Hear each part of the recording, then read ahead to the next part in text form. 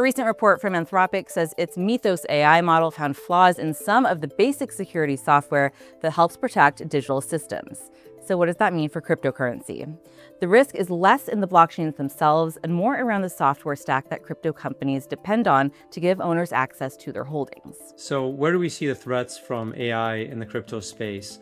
It's really to centralized companies that run security programs to secure their customers' assets. It's not the cryptographic keys of the Bitcoin network or the cryptographic keys of any other coin that are securing your assets. It is actually the company itself. Anthropic's Mythos is getting attention because it is reportedly very good at identifying vulnerabilities in software.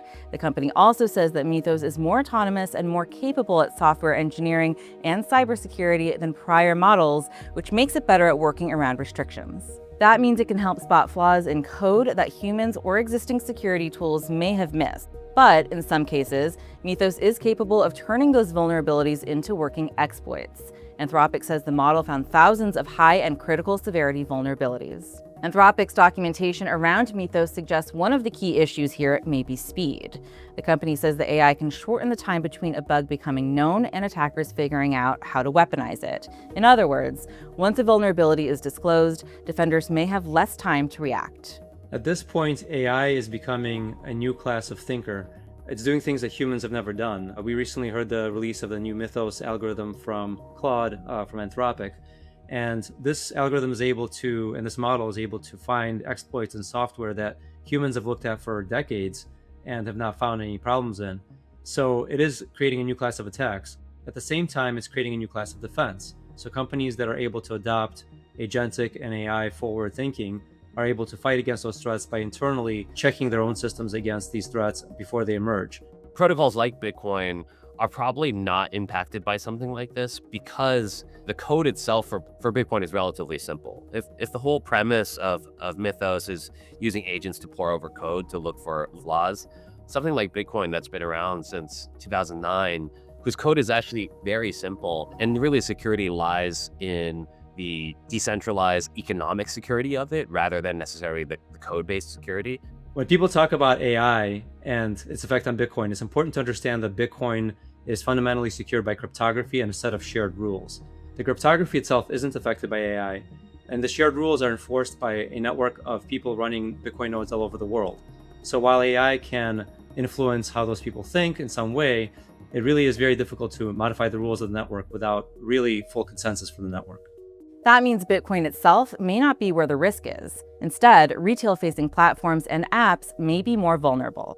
So in particular, if you have a website that is tied towards the retail customers, you have to have an internet like web-based browser or like mobile apps that connect with consumers. I think that kind of platforms are kind of like maybe easier for AI agents to attack because they have the fixed target that they can go after. And so I would highlight some of these retail-oriented platforms that could be more vulnerable to this kind of attack. Now, as blockchain has grown more over time, certainly there are a lot of applications that are more complex now, and there are more applications that have some bits of the process that are closed source or that are not fully open source, and therein lies a little bit more risk. Anthropic reported that Mythos found ways to bypass authentication that allowed unauthorized users to give themselves administrator privileges. It also figured out how to bypass account login features like getting in without a password or a two-factor authentication code. Anthropic also suggested that bad actors can use denial of service attacks to remotely delete data or crash web-based services. That's where the risk factor really increases. It is probably going to be the companies that have the most capital associated with them, right? These things like exchanges or trading applications where customers are depositing funds and have a lot of funds on those platforms, they will more likely be the ones that are targeted. If AI gets better at finding flaws in those building blocks, that could create new risks for the apps and services people use to store and use crypto. AI is making social engineering attacks very, very easy and very low cost, which means that an AI can go around and call a bunch of people, pretend to be someone they know, and try to coerce them to give up their passphrases, seed phrases, and other cryptographic keys. And this is actually the biggest attack vector right now. It has been for a long time, but AI is making that easier.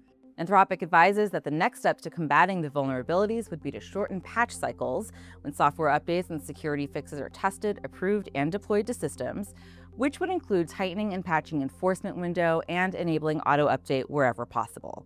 Because they are more vulnerable, I would also imagine these companies will also invest more into these counter-attack, like how they can protect against these AI agents. At the same time, if they can attack these companies, crypto companies like Coinbase and Bullish can also leverage these AI agents to defend against these AI agents as well. So you have to see it in both ways. The AI cat is out of the bag. It's impossible to put back.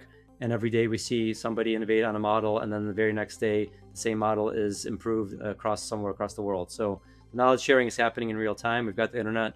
We cannot put this cat back in the bag. So unfortunately, we're going to have to live with it, which means we all have to level up. And we're going to be buying those solutions from the very companies that created the problems. But there's also lots of open source work being done here and lots of free work by very smart people across the world. So I think this is ultimately a net benefit for humanity, but it's going to be a period of time where we struggle to understand what exactly to do with all of this.